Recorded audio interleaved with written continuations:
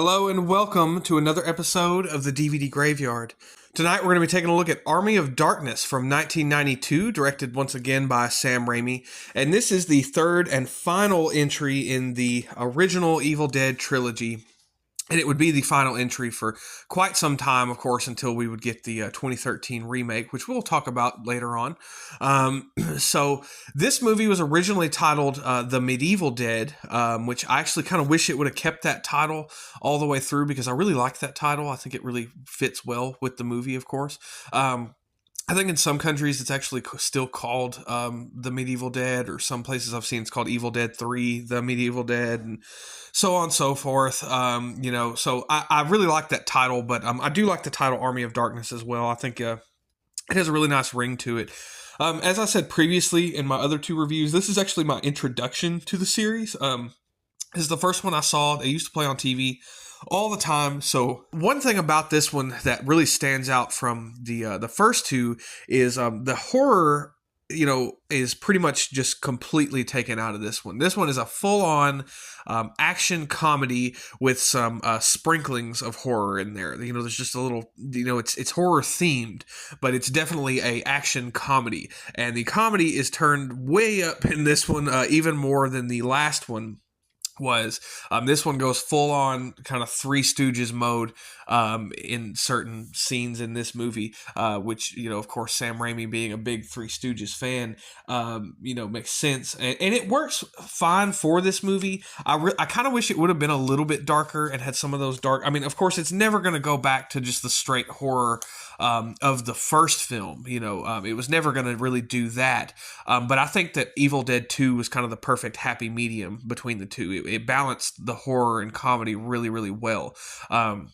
But like I said, this movie is still a lot of fun, and fun is actually the key word, because this movie is fucking ridiculous, and it's crazy and over the top and goofy, and it's just, if you want a movie to laugh at, this movie just cracks me the hell up. Even to this day when I watch it. But like I said, I do kind of miss some of that bit of horror that we got, especially from the first two films. But I do think that this movie caps off the trilogy really well. I do think it was a nice ending piece to it, a nice bookend, I guess, if you will. And depending on which ending that you go with, it could have been, the end of the franchise entirely. But we'll talk about the endings, at the end of this review. So I have here, this is the only one that I actually have on Blu-ray. I have the DVD of Army of Darkness as well. It's just the theatrical version. But the Blu-ray I have of it here is the Scream Factory release. And this is actually, not only just my favorite release of this movie that I have seen or anything, but, I'm a big Scream Factory fan. I love everything Scream Factory that I can get my hands on. But this is one of my favorite Scream Factory releases, period. Because, this one comes with it's 3 disc, and you get the theatrical version of the film, you get the director's cut, you get the international cut, and then you get the television cut. So I know a lot of folks aren't really going to be keen on television versions. That's one thing I really like about my Halloween 2, or my copy of Halloween 2 that's a Scream Factory release, is I love that it comes with the TV cut. So I like that this one has that too, because again, I grew up watching this one on TV a lot, so I can kind of go back and watch that TV version.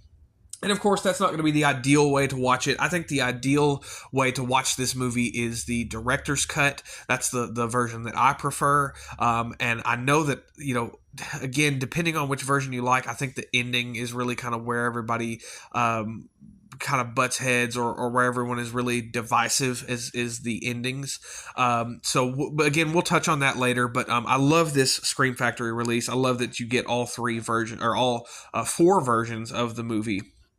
So I'm going to go ahead and read the back of this Scream Factory release really quick. So, bound in human flesh and inked in blood, the ancient Necronomicon, the Book of the Dead, unleashes unspeakable evil upon mankind in director Sam Raimi's outrageously hilarious third chapter in his Evil Dead trilogy. Back to do battle with the hideous Deadites, Bruce Campbell returns to the role of Ash, the handsome shotgun-toting, chainsaw-armed department store clerk from S-Mart's Housewares division. Demonic forces time warp him and his 73 Oldsmobile into the Dark Ages, where he romances a beauty, played by M. Beth Davids, and faces legions of the undead. Can Ash save the living from the evil dead, rescue his girlfriend, and get back to his own time? We'll find out. So the cast is much larger than that. Of course, this has the largest cast of all three films, and this is the most. This one had the largest budget out of all three of the first films. I think the budget was like 11 million is what they were working with on this. So it's definitely a big budget film, again, produced by Dino De Laurentiis. So they had the funding on this one. So this one starts out, we do get the little flashback sequence. It's a retelling, again, of the events of Evil Dead 2 and I guess Evil Dead 1 and 2, I guess you could say, combined, of course, with Linda, being played by Bridget Fonda, like I said. And we pick up right when Ash has landed in medieval times. Now, of course, the continuity is a little loose, so at the end of Evil Dead 2, he's being praised because he shoots one of the Deadites, and now he is, he's kind of a slave, like he's in the he's all chained up and he's being taken back to the to this castle with another group of men, which is King Henry's men, which is another kind of competing kingdom. So of course, like I said, the continuity a little bit loose, but more or less it picks up right where the second one left off. And they get back to the castle, and they accuse him of being, like I said, one of King Henry's men. So they take him and they throw him. They have this big pit in the middle of the castle, and I really like this idea how they have this big open kind of pit in the base of of this castle, and that's where they just kind of throw people that they capture in. And it's full of Deadites, and so they throw Ash into this pit. Once he is in there, he is attacked by this pair of Deadites that are down there, and he is saved by the Wise Man character, who, like I said earlier, is played by Ian Abercrombie. Who I actually thought was Alec Guinness, the original Obi-Wan Kenobi from the first Star Wars movie. I used to think that was him whenever I first saw this when I was a kid, but it is not him. It is Ian Abercrombie. And so he is saved when he throws the chainsaw, Ash's chainsaw prosthetic down to him. And it's this epic scene where Ash, clicks into the chainsaw and he revs it up and he kills these Deadites. And it's a very kind of heroic, sort of almost superhero-esque scene where he, takes his belt off and whips it around the chain that's hoisting the spike walls, and he kind of rides it up sort of Indiana Jones style. And he comes out, and they all realize that, like, oh shit, this guy's kind of a badass. And that's definitely one of my favorite scenes, is the pit scene.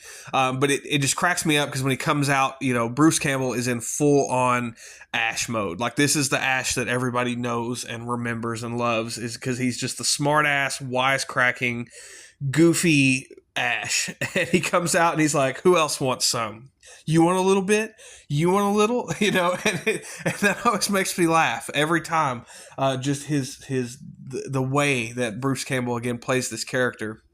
And so he comes out, and they all realize that he really is the chosen one from this prophecy. They listen to the wise man, and basically the wise man decides to send Ash on this quest because they need to get the Necronomicon in order to they need it to be able to stop the armies of the Deadites, and they need it to send Ash back in time. So it's that's kind of the deal that they make with Ash. So Ash decides to journey off in search of the Necronomicon, and of course the wise man kind of gives him the words to say, the Klaatu Verata Nikto, or Nikto, or however you want to say it. See, I wouldn't do good at it either. I'd screw it up just like Ash did. So he's, he's kind of being a smart ass with him. He's like, I'll remember the words, damn it. I'll remember your damn words, whatever. So he leaves, and he goes out again on this quest on his horse. It's a very sword and sorcery kind of style movie, and he rides off into the sunset. And we come up to probably my favorite scene in the whole movie, and I don't know why I like this scene so much, but it's the scene at the windmill. I love whenever he goes in there and he's just kind of got the fire going, and he's in there just kind of hunkering down for the night. It's very, it has this really nice kind of cozy vibe to it. And of course, the evil has chased him in there, so the evil's hot on his ass, and he come to this part where, and this is something that I like about the director's cut, that is not explained in the theatrical cut, and I'll kind of get into some of the differences between each cut, at the end of this. So he ends up breaking the mirror, and his reflection out of these little pieces of the mirror turn into all these little tiny versions of Ash, and they all start attacking him and trying to kill him and fucking with him, and he keeps hitting his head on the damn the wood stove, smoke outlet, whatever you want to call it, chimney thing. Keeps hitting his head on that. That's kind of a recurring joke. And again, this scene is very, very Three Stooges. Like, in the director's cut, there's the scene where he like slips on the blood or whatever it is on the ground, and he literally is doing fucking like a handstand. He flips over and he's on one hand, and he flips back over, and it's so goofy. Like, this is like literally the goofiest damn thing I've ever seen in a movie, period.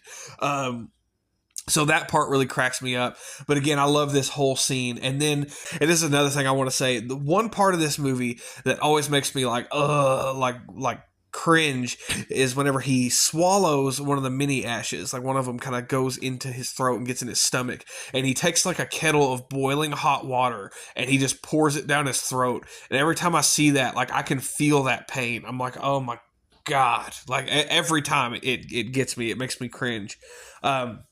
Anyway, back to, like I said, the grossest scene is whenever he has the eyeball like coming out of his shoulder. I don't know why that grosses me out so much. But a new Ash starts to form out of him. And so now we have a good Ash and we have an evil Ash. And then, of course, Ash shoots him with the shotgun. And we get the iconic line, if you're watching the theatrical version, where he says, good, bad, I'm the guy with the gun. And then, of course, the line is changed for the director's cut. That was one line change I didn't like. I like that original line much better, personally. So after evil Ash has been killed, Ash dismembers him, which is another scene I really like, where he's has the chainsaw, and it's all the quick cuts, and we get the scene of him holding the chainsaw up in the air, and then of course it starts to it kind of fades out, and he's dismembered evil Ash, and he buries him. And then he leaves. He rides off into the night, and he ends up getting to the graveyard. And when he gets there, he has to say the words, but he can't remember the words. So he does the whole thing. I mean, like a little kid. He's like, Klaatu, Barada, Nikto. And he's like coughing, and it cracks me up because then he's looking around. He's like, okay, I said it. I said the word. Like searching for approval almost, like a child. Like, I mean, it's so stupid, and of course he screws up. Skeletons end up coming up out of the graveyard and attacking him, and there's this goofy sequence of him kind of fighting with some of the skeletons. And then, of course, back at the windmill, evil Ash comes back from the grave, and he is alive now, who is now our main antagonist. So Ash gets the book, and he rides back to the castle, and he's telling him, he's like, this is, I want to go back to my own time. Like that's part of the deal. I got you the damn book. I want my part of the deal. So, while they're at the castle, the Deadite army is forming, and it's coming to storm the castle. And Sheila, Ash's love interest at this point, she is taken by a flying Deadite. And so once she is taken, of course, that gives Ash the motivation to stay and fight. So he decides to fight this Deadite army with the rest of the people from the castle, and they end up recruiting King Henry's men so that they will have just a larger force. And there's like this montage of them getting ready and building like explosives and stuff with Ash, with his futuristic knowledge, and they kind of build the Oldsmobile into this kind of tank thing with a fan thingy on the front of it. And it's this great scene. Again, it's very reminiscent of like an old school sort of sword and sorcery type movie. So then we get the big final battle at the end. The Deadite army comes and they have this big fight. There's a lot of stop motion skeletons, which are very reminiscent of something like Jason and the Argonauts. It's that kind of stop motion. It's done very, very well. It looks great. If that's not really your thing, it looks cheap now, of course. But to me, I love it. Like, I love stop motion. I love, claymation, stuff like that. I think it just always has this really cool sort of surreal look to it. So they have this big fight at the end, and Ash and Evil Ash face off. And this is one thing I can say about the director's cut is this final battle feels very long. It feels like it drags on a little bit longer than it should, whereas the theatrical cut, it's pretty quick. Like the whole theatrical version is very quick. It moves very fast. So anyway, that he ends up he defeats Evil Ash. Sheila is turned back to human because she was transformed into like this Deadite evil queen lady. And all the Deadites retreat. King Henry and Lord Arthur's kingdom, they kind of make up and they decide to form one kingdom, I guess, and they become friends and hug and everything else. And so Ash, it's time for them to honor their part of the deal, and they decide to send him back to his own time. Now, this is where, again, this is kind of the biggest distinction between each cut of the film. And this is, I think, what most people's, the most divisive thing of the entire film is for a lot of people. The first ending, the theatrical cut's ending, is Ash rides off into the sunset after this final battle, and we come back, and Ash is in his own time, and he's working at S-Mart. He's kind of telling his story of going back in time. He's telling it to Ted Raimi, and Ted Raimi could give two shits about it. And he's just kind of sitting there like, yeah. And he's telling this girl about it. And all of a sudden, a Deadite appears in S-Mart, and Ash grabs a rifle out of this gun cabinet, and he fights the Deadite in the store. It's very action-oriented, very Sam Raimi-esque. Again, Sam Raimi's directing style was it was honed in at this point. So it's really cool, and it's very, again, action-packed and goofy. He ends up killing the Deadite. He gets the girl, kisses the girl, and he tears his S-Mart uniform off, and he has the Ash clothes underneath, and he says "Hail to the King, baby," and gives her a kiss, and then it fades to black. So that's the heroic ending that we get, which would kind of leave the series open for like the TV show that would come later, for example. Again, I'm not going to talk too much about the TV show. I highly recommend you watch it, but I'm not going to cover that right now. I'm just, like I said, I'm covering the main films. So the other ending, the apocalyptic ending, is they give Ash, they craft this liquid, from stuff out of the Necronomicon, and they tell Ash to take 6 drops of it, and he will fall asleep, and he will wake up in his own time.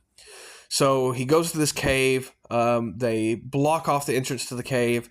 Ash starts to take these drops, and he hears something, and that causes him to lose count. So he takes 1 too many drops. I think he takes 7 instead of 6. And he falls asleep.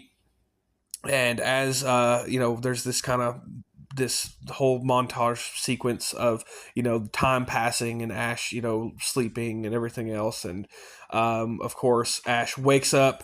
he crawls his way out of the cave, and there's just good like junk and garbage and everything. And I think it's really funny because he walks out and sees a bag and he's like, plastic manufactured products, yes. That always cracked me the hell up, just that whole line of dialogue there. So he comes out of the cave and he walks over this hill and he realizes that he says, I slept too long, and the whole world has been destroyed, and it's just the world is in ruins, and it's this awesome shot of like this matte painting of the world just that's destroyed. And then we fade to black and cut to credits. And that is the apocalyptic ending. So like I said, I think that's most people's most divisive thing of this movie is which ending they prefer. Me personally, I think I like the apocalyptic ending a little bit better. I don't know why I do. I just always have. I think it just because it leans into the whole thing of Ash has been kind of a screw up this whole movie, and he screwed something up as simple as that. So now he kind of pays the price. Even though I love the S-Mart ending and it's very heroic and fun, it's definitely the happy ending. So I don't know. Like I said, I mean, you could ask me on any given day and I might say I prefer one over the other, but I think at this moment anyway, I really like the apocalyptic ending. I think it's just so funny. And that is the ending that you get with the director's cut. So, like I said earlier, I'm going to mention just kind of some of the differences between the cuts of the movies. I haven't watched the international cut, so I can't really go too deeply into that one. And I haven't seen the television cut in a while. I haven't even watched it on this Blu-ray yet. But the theatrical cut feels very quick. Like, it's very short. The theatrical cut is 81 minutes. So it's very fast paced. Like, I mean, it just moves really quickly. Like, every time I watch that one, it seems like, as soon as I put it on, it's over. Like, it just feels like it goes so fast. And there's a lot of sequences that are cut short that I like, for example, the scene at the windmill. I really like that whole scene, the whole time he's at the windmill, and that scene is definitely cut short, and some of the cuts actually make some of the stuff that happens in that scene not really make sense. Like the thing with the mirror, him smashing the mirror, it's cut in a very odd way in the theatrical cut. So like I said, that one's really short and it just moves super quickly. Whereas the director's cut is 96 minutes. So, we actually get a lot more, and most of it is just the scenes are expanded. There's a lot more dialogue, a lot more kind of character building in there, and I prefer the director's cut. Like, I really like the extended scenes. Like, that's the cut that I always watch. Like, if I'm going to put this movie on, I will absolutely throw that one on, over the theatrical cut any day. And the international cut is 88 minutes. And so from what I understand, the international cut is kind of a happy medium between the two. Like, some of those extended scenes, like I think again, going back to the windmill scene, I think that scene is kept intact for the most part, but I think like the ending battle sequence is cut down a little bit, if I'm not mistaken, just from what I've read about it. Again, I haven't watched that one yet on this one. And then, of course, the television cut is a flat 90 minutes. All in all, if you are wanting just the quick rundown of Army of Darkness, and you just kind of want to get in and see it, and you want all the action, and you want to kind of get through it really quickly, and you don't want a lot of the kind of character building things like that, definitely spring for the theatrical cut. But if you want to see the most complete version of the movie, definitely go with the director's cut. That's the one that I recommend. I love the director's cut of this. That is Army of Darkness. If you get the chance, like I said, and you are a diehard fan of this movie, I absolutely recommend this Scream Factory Blu-ray. Like I said, it's one of my favorite Scream Factory releases that I own. And I enjoy this movie for what it is. Like I said, it's not really, it's not the best in the original trilogy. I'm still a diehard fan of the first one, but I think this one pairs very well. It's a good companion piece with Evil Dead 2. I think every time I watch, like I think I said this in my first Evil Dead review, I can watch the first movie and watch the whole thing and then turn it off and I'm good.